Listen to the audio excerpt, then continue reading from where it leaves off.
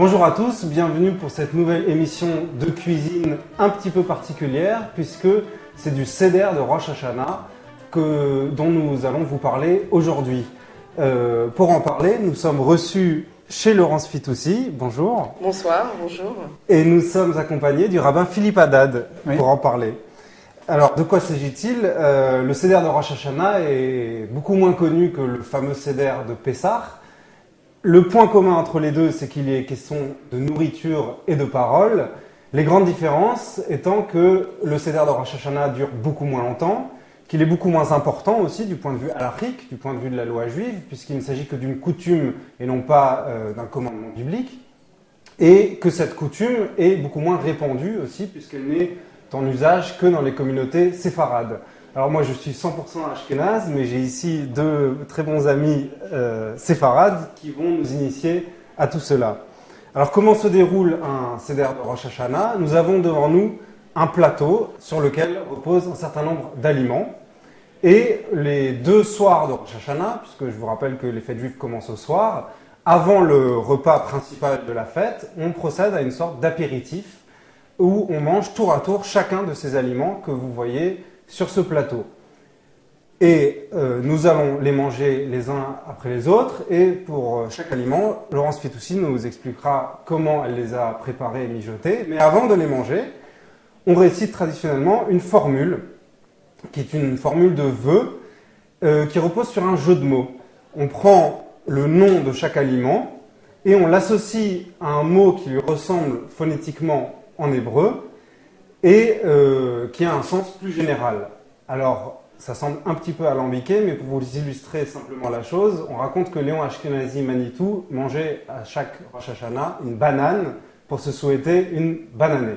Voilà, c'est un peu ce principe-là. Toutes les formules qu'on prononce sur les aliments sont introduites par une formule qui est la suivante, Yehi Ratzon Milfanecha Adonai Elohenu Velohe Avotenu, qui signifie qu'il y ait une volonté devant toi, notre Dieu est le Dieu de nos pères, et suit la formule pour chaque aliment. Alors Philippe Haddad, est-ce que vous pouvez nous dire d'où sort cette coutume? Alors la source de cette tradition se trouve dans le Talmud, dans un traité qui s'appelle le traité Kritout, et on associe un enseignement d'un maître babylonien qui s'appelait Abaye, et qui enseigne que il est bien, c'est un bon signe, de consommer un certain nombre d'aliments le soir de Rosh Hashanah, ou les deux soirs de Rosh Hashanah, afin de commencer en quelque sorte une bonne année, puisque nous sommes au début de l'année juive. Rosh Hashanah, c'est le nouvel an d'Israël, n'est-ce pas? Et dans le Shulchan Aruch, donc c'est le cas de le dire, c'est la table dressée, qui est le livre de la loi juive, il est dit que y Adam Ragil et Rol Berosh Hashanah, que l'homme a l'habitude, c'est-à-dire que dans une famille, on a l'habitude de consommer un certain nombre d'aliments, et on voit que cette règle donc a été instituée pour le judaïsme. Alors, dans le calendrier d'Israël, normalement il y a 4 nouvel an d'après la Mishnah, mais pour faire simple, on va dire qu'il y a 2 grands nouvel an. C'est d'abord le Rosh Hashanah du premier Tishri, qui correspond en quelque sorte au nouvel an de l'humanité, puisque c'est la Ayom Harat Olam qu'on dit dans la prière, aujourd'hui conception du monde, c'est-à-dire la création de l'homme et de la femme, de l'humanité, alors qu'à Pessah, c'est la naissance du Ham Israël, du peuple d'Israël.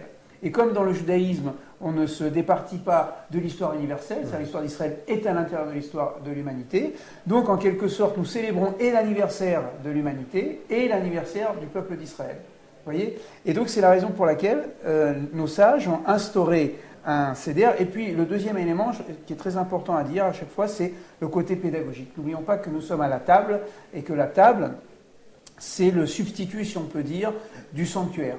Shulchan Domé la Misbéach, on dit dans le Talmud, c'est-à-dire que depuis la destruction du temple, il n'y a plus d'autel pour faire les sacrifices. Et qu'est-ce qui remplace le sacrifice? C'est le fait de manger. Donc le fait de manger est un acte hautement spirituel, même si on se remplit l'estomac. C'est peut-être pour ça que les vins, on les appelle les spiritueux, je ne sais pas. Mais c'est un acte de service de Dieu, une avoda. Et les enfants sont là. Les enfants, ou alors quand c'est un repas communautaire, les personnes qui n'ont pas l'habitude de venir, et c'est l'occasion toujours de transmettre, d'enseigner. Donc vous voyez, le Seder, qui veut dire mise en ordre, c'est à la fois une manière de mettre en ordre sa vie en début d'année, mais c'est aussi une manière de transmettre et notamment aux enfants qui vont toujours, ils vont pas dire pourquoi cette nuit est différente des autres nuits, mais enfin c'est toujours assez étonnant, surtout avec une belle table comme elle est présente aujourd'hui, ils vont dire mais non pas pourquoi cette nuit est-elle différente des autres, mais quelle est la recette de ce soir. Alors c'est la question que je m'apprête à poser à Laurence, justement, qu'est-ce qu'on trouve sur votre plateau? Alors on a démarré par les pommes et le miel. Et donc, on a décidé de faire des pommes au four, au miel et au grain de sésame. Après, nous avons, pour illustrer les légumes, des blettes. Et donc là, on a décidé que ces blettes seraient cuites comme une soupe avec du curcuma, des pommes de terre. Et pour illustrer la grenade, plutôt que de la présenter seule, on a fait une salade de grenade aux olives et au citron. Et le poisson, on l'a cuisiné au piment et au citron.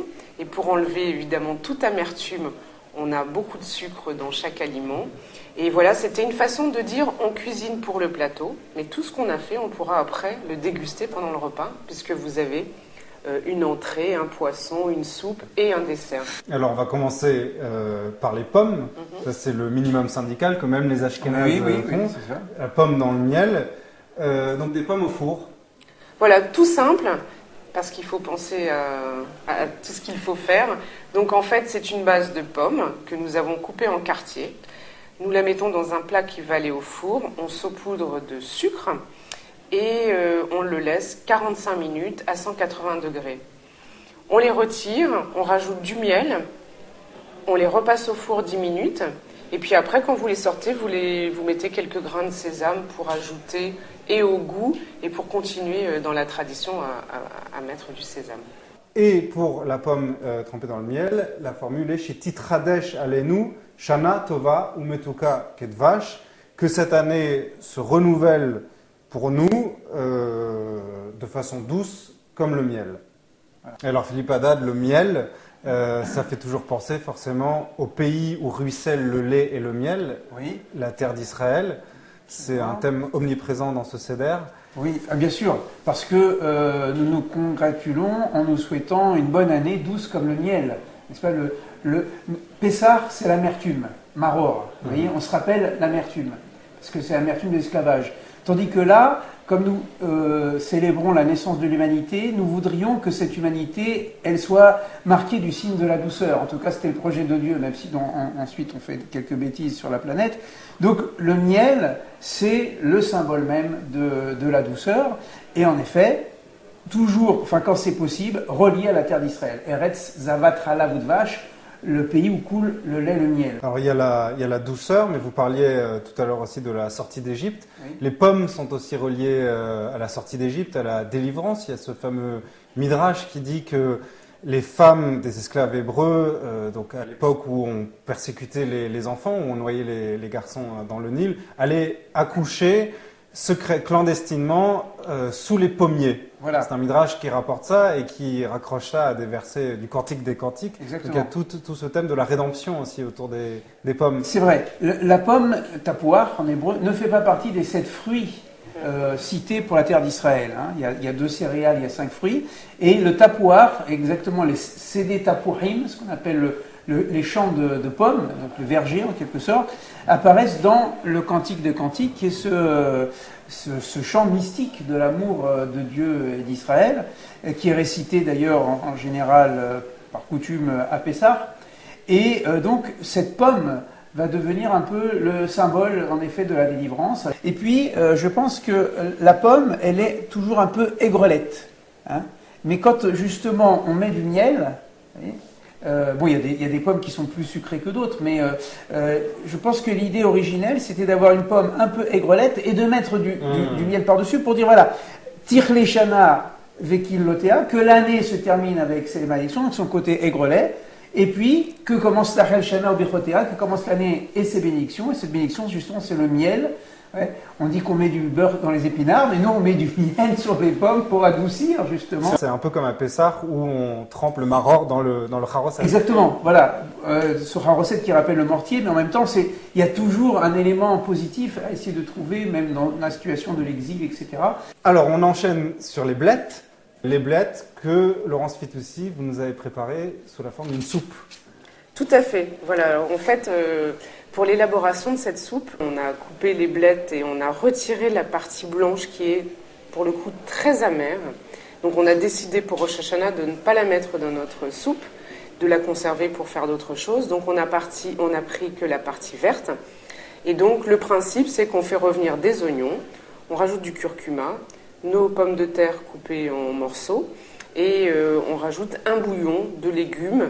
On fait cuire environ 10 minutes et après on va rajouter nos blettes tout simplement. Donc voilà, ça nous fait un bouillon copieux. Alors on peut le mixer, mais là pour Rosh Hashanah, on va le laisser dans sa partie intégrale. On en a rajouté une feuille de blette et tout ça nous fera un merveilleux bouillon. Et la formule pour la blette, qui se dit donc salka en araméen, c'est chez Yistalku Oivecha Vesonecha Vechol Mevakshe Raatenu, ce qui signifie que se retirent, que disparaissent tous tes ennemis et tous ceux qui te haïssent et tous ceux qui nous veulent du mal.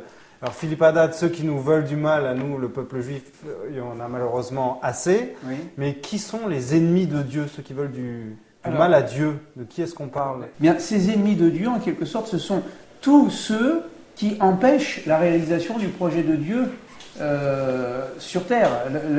Le projet de Dieu, depuis l'origine, depuis le Shabbat de Dieu, c'est de confier ce monde à l'homme pour que l'homme le construise dans un sens moral et spirituel où la fraternité, la paix règnent. Alors bien sûr, comment on s'en prend au projet de Dieu?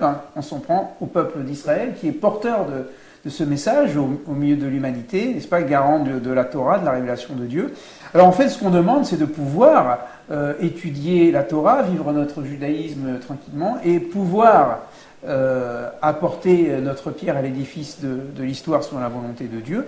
Et donc ceux qui fomentent des projets négatifs contre le peuple juif en particulier, de manière générale contre l'humanité, eh bien que ces projets échouent. Vous voyez ?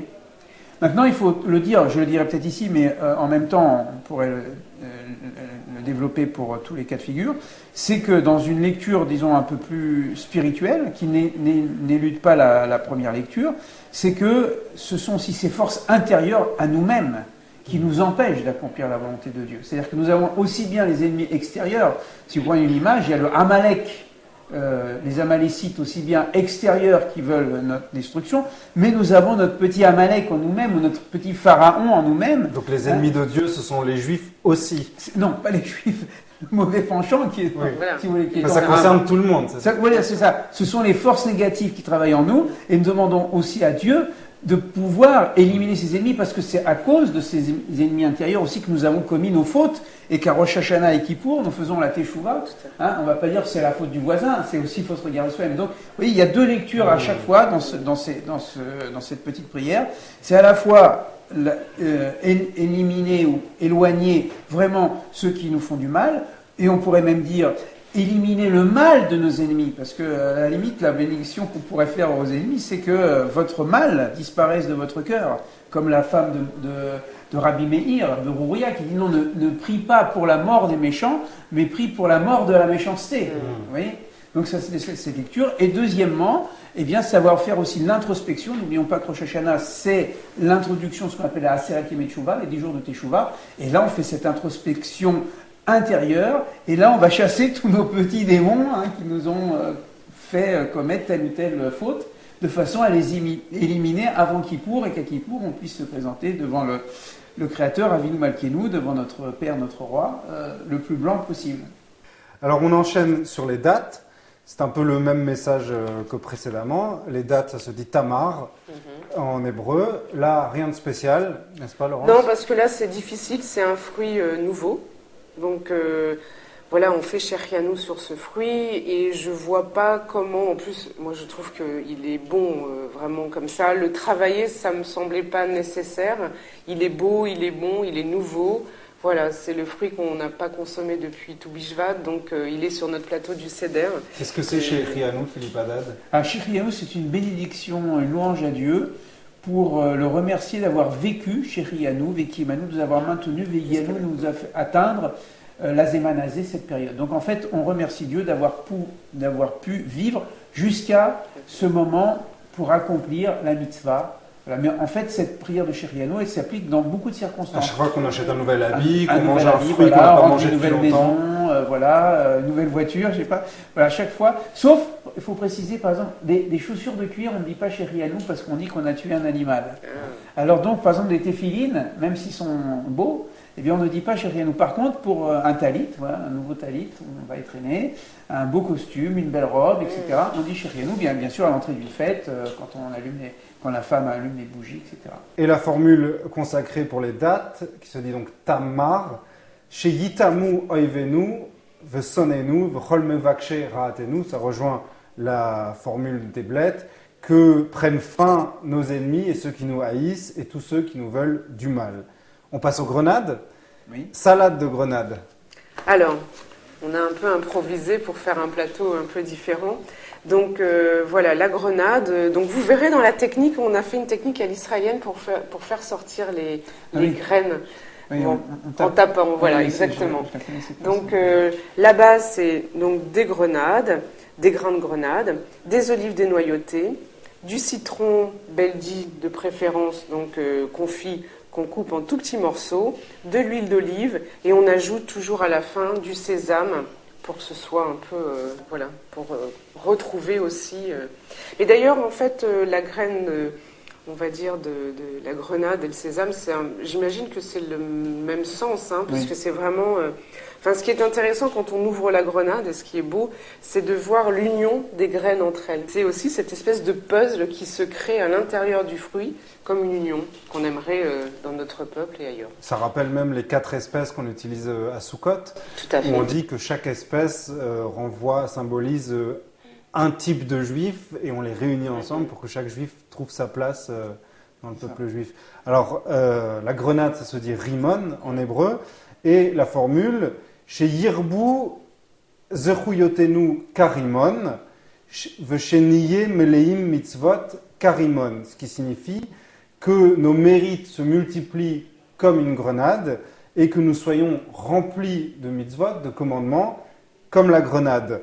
Parce que traditionnellement, même si ce n'est pas vrai scientifiquement, la tradition considère qu'il y a 613 graines. Oui, c'est ça. Grains. Bon, on dit dans nos textes qu'il y avait peut-être des grenades plus grosses et qui pouvaient contenir jusqu'à 613. Voilà. Alors ça ne veut pas dire qu'à chaque fois il y a 613, hein, mais c'est la symbolique de dire qu'il y a 613 graines comme les 613 mitzvot. Et en même temps, il y a l'idée que on doit faire les mitzvot de façon discrète. C'est-à-dire on est plein de mitzvot, mais il ne faut pas le montrer à tout le monde. Vous voyez, donc c'est dans la grenade. Donc quand on fait des mitzvot, il faut le faire de façon de façon humble. C'est-à-dire on ne va pas se montrer tout le monde. J'ai fait telle mitzvah, voilà, aujourd'hui. Non. Avec tsniout. Voilà, d'ailleurs c'est ce qu'a dit le prophète, tu marcheras avec humilité et avec sniout, avec pudeur devant l'Éternel ton Dieu. C'est-à-dire tu ne vas pas faire étalage de tes mitzvot, au contraire, sinon c'est comme si en quelque sorte c'était pas très sincère, on faisait ça pour la galerie. Donc il y a beaucoup de mitzvot, mais c'est dans la grenade, voilà, c'est dans le cœur. Et en même temps, il y a aussi un enseignement dans la Kabbale, c'est que la graine, elle est rouge et blanche. Rouge et blanche. Alors le rouge, dans la tradition mystique, c'est la rigueur, et le blanc, c'est le chesed, c'est la charité.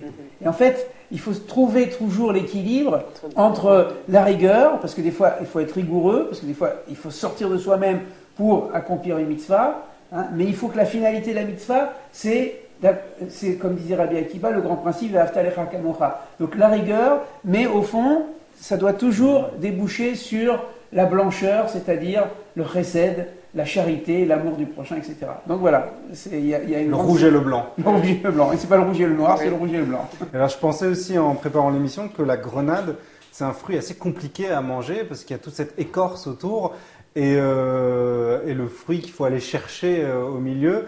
Et ça renvoie aussi un peu à cette carapace que chacun a un peu autour de lui et cet effort que chacun doit faire pour aller chercher un peu, pour se débarrasser de cette carapace et chercher les beaux fruits qu'il y a à l'intérieur de soi, ça renvoie à l'idée de l'ennemi intérieur dont vous parliez tout à l'heure. D'ailleurs, dans la Kabbale, il y a ce qu'on appelle les kélipotes. Les kélipotes, justement, c'est l'écorce, donc tout ce côté, L' écorce, hein, je ne parle pas de nos amis d'Ajaccio.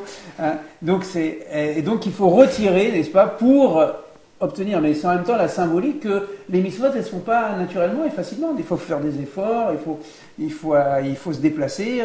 En ce moment, dans la période des stirot, il faut se lever plus tôt, etc. Il y a tout un labeur derrière. Ah oui, la mitzvah n'est jamais naturelle. Donc c'est toujours un effort par rapport à soi-même. Hein. Même des gens qui ont l'habitude d'aller à la synagogue, etc., hein, il peut arriver une panne d'oreiller, ce jour-là, je suis mal luné, etc.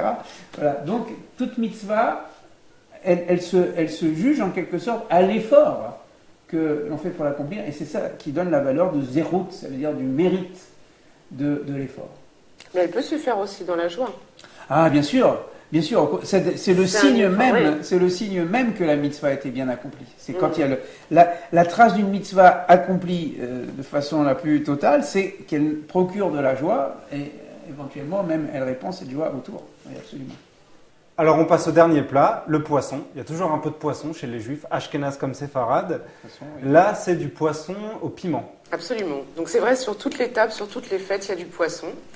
Et aujourd'hui, on a décidé alors de faire un poisson au piment, mais encore une fois, on a ajouté du sucre roux pour enlever ce côté trop fort. Donc le principe, sur un plat qui va passer au four, vous mettez vos poissons. Donc là, en l'occurrence, c'était des maquereaux. Vous mettez du piment. Et donc, pour renverser le piment, on a mis du sucre roux, du citron. Le choix des herbes, c'est ou de l'aneth ou de la coriandre. Là, en l'occurrence, c'était du basilic. Un peu d'huile d'olive. Et on passe au four 15 minutes. Voilà, donc et ça en fait un plat de seder. Alors, le poisson en hébreu, ça se dit dag. Et la formule est la suivante.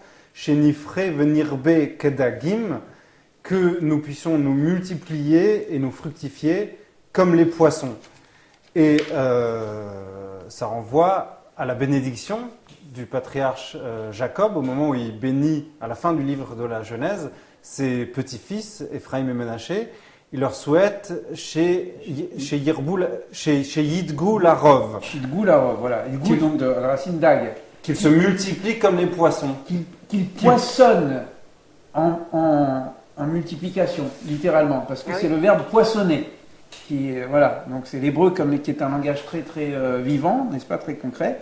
Et donc on a fait on a créé en quelque sorte, l'hébreu a créé le verbe dago, qui veut dire donc poissonner. Que vous soyez aussi nombreux que le poisson, parce qu'en effet, le poisson est le symbole de la multiplication, du nombre. Et la tradition dit parce qu'il est protégé de l'œil. Il est protégé parce qu'il vit sous l'eau, donc on ne voit pas. Et en effet, les poissons, quand ils mettent au monde, c'est souvent des familles nombreuses, Dieu bénisse, comme on dit. Et donc c'est le symbole de la bénédiction. Alors ça se retrouve, des fois ça bascule un petit peu, il faut dire, dans la superstition, mais bon, ça fait partie aussi des traditions. Ça protège contre le Aïn Hara. Oui, des fois, l'introduction l'inauguration d'une maison, des fois on met un poisson. Donc, c'est le signe de la Beracha, c'est le signe de la bénédiction. Et c'est aussi le seul animal avec le serpent auquel Dieu s'est adressé directement dans la Torah. Le Talmud dit qu'il y a 3 créatures seulement auxquelles Dieu s'est adressé directement, auxquelles il a parlé. L'homme, ça se voit à chaque chapitre de la Bible. Le serpent dans la Genèse et le poisson, c'est la baleine, le grand poisson qui a avalé le prophète Jonas, qu'on va bientôt lire pour Yom Kippour. Et donc c'est qu'il y a une certaine noblesse du poisson aussi. Oui, alors, bien sûr, dès l'instant on passe à la symbolique, c'est qu'en même temps, l'eau va représenter aussi le principe de la Torah, En Maïm et la Torah. Donc, être comme des poissons dans l'eau, c'est un petit peu comme le peuple dans la Torah. Voyez ? Et en plus, un de mes maîtres disait toujours que, par rapport aux poissons, c'est que quand on porte un petit peu d'eau sur soi, c'est lourd, mais quand on plonge dans l'eau, on devient léger nous-mêmes. Alors, il disait, si tu prends une seule mitzvah ou deux, ça va te paraître lourd, mais si tu plonges dans les eaux de la Torah comme un poisson, tu vas voir que tu vas te sentir encore plus léger. Et Laurence, vous me disiez, les Juifs sont un peu comme les poissons. Ben oui, parce qu'on dit que le poisson, même quand il dort, il a l'œil ouvert, il est vigilant. Donc, en fait, voilà. Donc, il y a un rapport entre le fait de cette vigilance, effectivement. Eh bien, écoutez, merci beaucoup. Avant de nous quitter et de passer à table, j'aimerais vous signaler 2 livres autour du Seder de Rosh Hashanah. Tout d'abord, le Sidour, le livre de prière du rabbin Claude Brahami, qui s'appelle Cheref Pipiot, l'arme de la parole, et qui propose une traduction et des commentaires très intéressants sur chaque détail que nous avons évoqué autour de ce Seder. Et un deuxième livre d'un tout à fait autre genre, un livre de Gérard Haddad, le psychanalyste Gérard Haddad, cousin de notre ami Philippe Haddad, qui s'intitule « Manger le livre, rites alimentaires et fonctions paternelles » et qui étudie, qui a une approche psychanalytique de ces rapports qui, dans le judaïsme, entre manger et parler. Et un chapitre entier est consacré au Seder de Rosh Hashanah. Et il conclut ce chapitre par une phrase que j'aimerais vous citer. « La place de cette cérémonie dans le calendrier lui confère toute sa portée. Par elle se déclenchent toutes les festivités qui marquent l'an nouveau. Elle symbolise l'acte premier de la création du monde. En ce moment privilégié, par son incorporation de signifiants, l'homme renouvelle le pacte fondamental qui le lie au langage. » À méditer. Shana Tova à tous les deux. Shana Tova. Merci beaucoup. Shana Tova à vous, bon appétit et à très bientôt pour de nouvelles émissions de cuisine sur Académie.